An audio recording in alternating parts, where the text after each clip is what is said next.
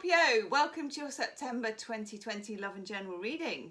Okay, this is for Scorpio, Sun, Moon, Rising, Venus, cross watchers, or just, I don't know, if you stop by, you're probably meant to be here. There will be an extended reading. Oof, the Lovers and the Nine of Swords. That's just in the shuffle. Let's see if they come back out. There will be an extended reading. The link is in the description box. Oof. Okay, what do we need to know? That Nine of Swords keeps coming out. For Scorpio, Sun, Moon, Rising, Venus. Oof. For September.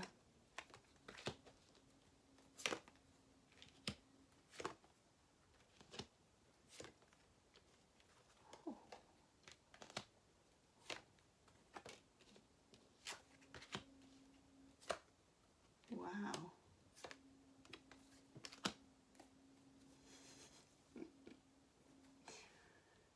Nine of Swords. I tried. I tried, okay? Something on your mind that is worrying you. What's underneath it? Okay, that's all right. Eight of Pentacles underneath it, Sun in Virgo. Can we work this out?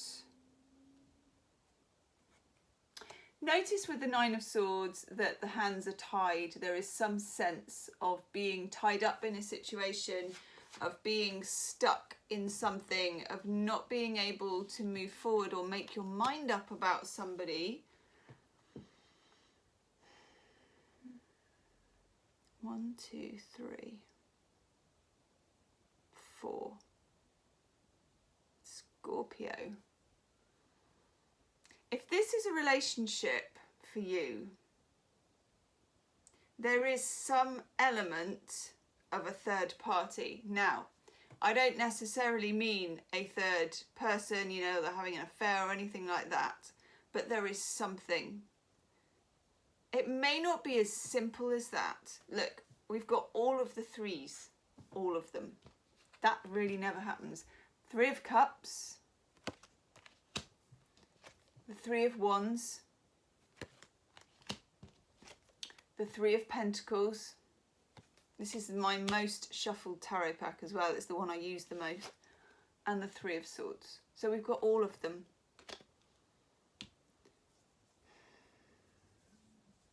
Threes are triangulation, so it's triangle energy. There is something, if you think about the two, okay, the two is a fairly, like, it's a, now I'm miming two, it's a fairly stable axis to have two. The number two, when you, I don't know if you do this, you're a water sign, okay, I'm a water sign, so I bet you do this. Numbers feel a certain way, don't they? And a two feels quite solid. A two feels like, Then you get the third element, okay? The third party, the third issue, the third wheel, whatever it is. And it comes in and it disrupts the stability of things. And you've got it in every suit. So you've got it in the intellect of the swords, the emotion of the cups, the earthy foundation building of the three, and the creative fieriness, the passion of the wands. I'm just going to take, I want a clarifier for this. I will clarify a lot more in the extended, but I just need to do a clarifier now. It's not that one. Hello. Okay. We need two then. Not that surprised to see that. Scorpio, Scorpio, Scorpio. Let's have a clarifier for these threes. What is it? What is it? It's reminding me of a T.S. Eliot poem. Don't just ask what is it, let us go and make our visit. That's what we're doing. We're clarifying, we're making our visit with the tarot. Thank God you're Scorpios. Almost dropped the F-bomb there. Won't do. Oh, right. Okay. Go pause the video, go and get yourself a drink, cup of tea, glass of wine, whatever suits you, because this is a big deal, all right? As a tarot reader, I like reading for Scorpio because Scorpios will go deep and they don't shy away from the dark stuff, okay? Most of the time on the YouTube videos, I don't do a whole lot of clarifying because I do a whole lot of clarifying in the extended reading. For some reason, I felt completely compelled with your 4-3s to clarify, and we've pulled 3 major arcana, and they're all big. The Emperor, divine masculine energy, and also the Father. The Tower, yeah. Scorpionic energy, Pluto, Uranus. The Tower has a traditional tarot meaning of like, whoa, a big shock and something comes in and you're not expecting this and all that. You're a Scorpio, so you're always expecting everything. Okay, my brother's a Scorpio. I've got close friends who are Scorpio. Not much is a surprise to a Scorpio. People think it is, but it isn't. Because Scorpio is like can emotionally read the runes a long time ahead. That's your job, isn't it? Because you are an emotional safety keeper and you don't want any surprises, okay? This is complicated because with the Tower coming here, it's a mixture for you of surprise and something you already knew, and I'll tell you why in a minute. So here's the Tower. It breaks down a belief system. That is something that I'll say about the Tower. It's, you know, you've got the epiphany, you've got the lightning, the lid comes off. Effectively, this whole thing's going to catch fire and be razed to the ground. The whole thing's about to blow, you know, it's like, poof, it's going to go.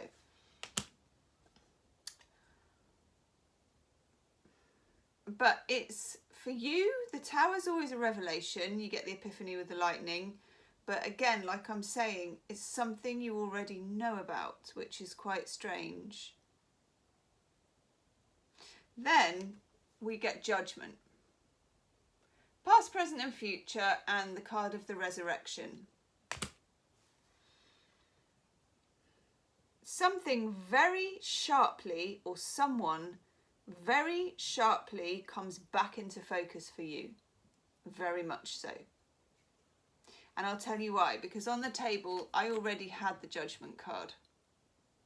Now, the Judgment card, when you're first reading tarot, sometimes it's a bit paint by numbers and you think, Judgment card, something's coming back, someone's going to return, you know, haha.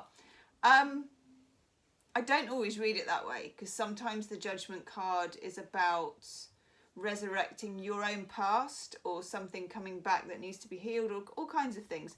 But if I get 4-3s, triangulation, a third issue, and 2 Judgment cards with the Tower and the Emperor, and the 3 cards I've pulled on Major Arcana, I know there's something big. This is for people dealing with both divine masculine energy, but also divine masculine energy that somehow pertains to your father, okay? However that goes for you.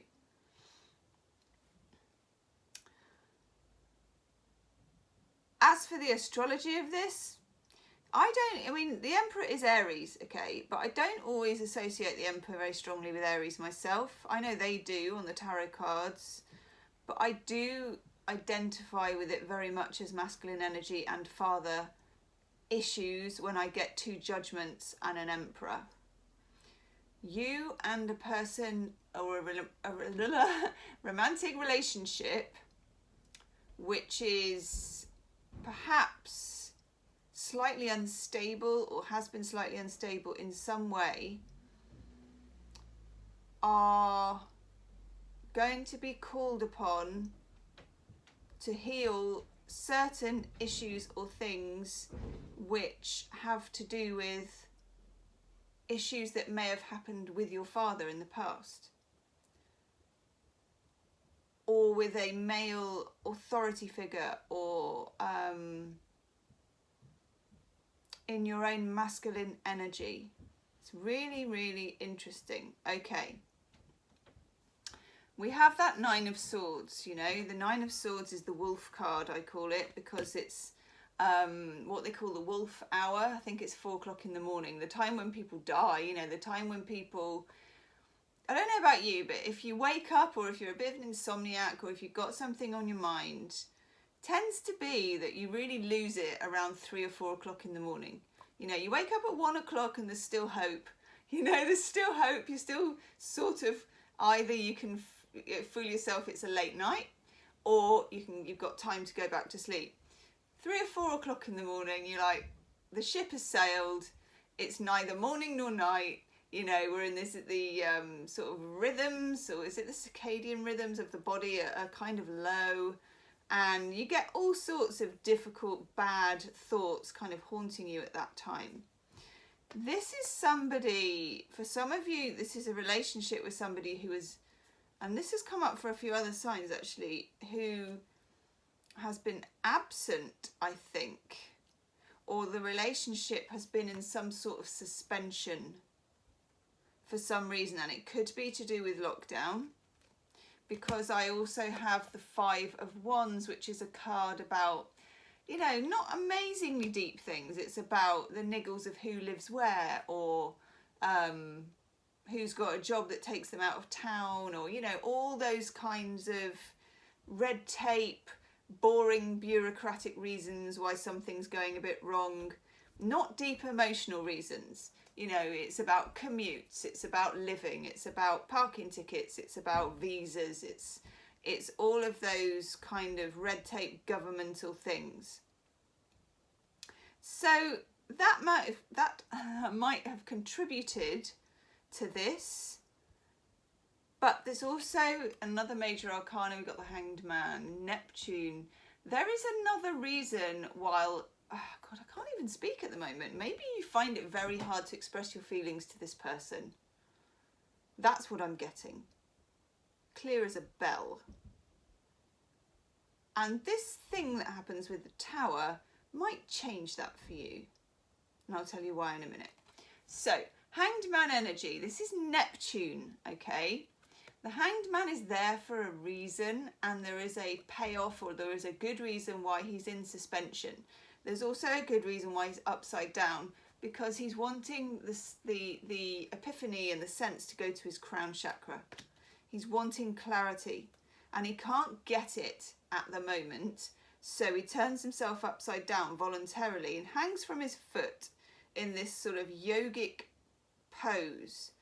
And instead of thinking and worrying and fretting and plotting and doing and researching and spying and whatever else we can do as the humans that we are, he gives up. He kind of says, I surrender, okay? And there he is, Neptunian energy, Piscean energy. There is a full moon in Pisces. I think it's on the 2nd or the 3rd. Hang on. 2nd, full moon in Pisces. That is a big deal for you. The beginning of this, I'm wobbling the camera, the beginning of this Tower situation kicks off. I mean, Pisces is a fish. They don't have any feet, so they don't even kick off. Flips off because of this Hanged Man. I would say the energy of it is around the time of that full moon, even if you don't know it yet, okay? And what it does is, see that Tower? Do you remember I said with the Tower, instead of traditional where it's like something happens from the external, something comes in from left field and everything changes, it's not like that. Pisces is like the 12th sign of the zodiac and a sister water sign. I'm a Pisces, triple Pisces, so I'm there with the Pisces energy, okay? And Pisces and Scorpio are quite connected. You've got the Mars energy so that you can drive things a lot more than we can. We're the Hanged Man energy, where we stay like this, in this kind of, what this does, I'm trying to say, is it sends you into a Piscean Neptune energy where you decide to stay still to go much deeper about a situation. And that's going to happen. So when we said with the Tower, that whatever is involved in this situation goes very deep for you, and it is a revelation, and it is an epiphany, and it is an emotional 12th house Piscean deep kickstart about resurrection, because Pisces is the sign and Neptune is of resurrection. 12th house, resurrecting back into the first sign of Aries in the zodiac. You are going to be, because it's something you already know, even if you don't know, you know it, it's a tower moment where you find something out that you already know, and it sends you into this hanged man energy where you surrender to letting something filter through to you about a relationship. Gosh, Scorpio, Ace of Swords, and then you get the clarity. And when you get the clarity for yourself, you will hear it from someone else as well. Okay. Woof. 10 of Pentacles, commitment. It's a long way from the 4 threes to commitment, and the Tower is in the middle of it. Okay. This is one of the deepest readings I've done for you in a really long time. No doubt about it. No doubt about it at all. That's it. I'm going to go and do your extended reading, because normally I'd pull a couple of oracle cards. I think we're beyond oracle cards with this one. I'm going to be honest with you. Those 3 juicy major arcana, it's like, I don't know even how to say what it's like, but it's a drop in the ocean to pull an oracle card for that. It just isn't going to happen. I'm going to go and do your extended reading. The link's in the description box. I'm going to take these cards. I'm going to pull a lot more cards. I'm going to clarify. I'm going to go for some shadow cards as well. So Scorpio, I'll see you on the other side. Namaste.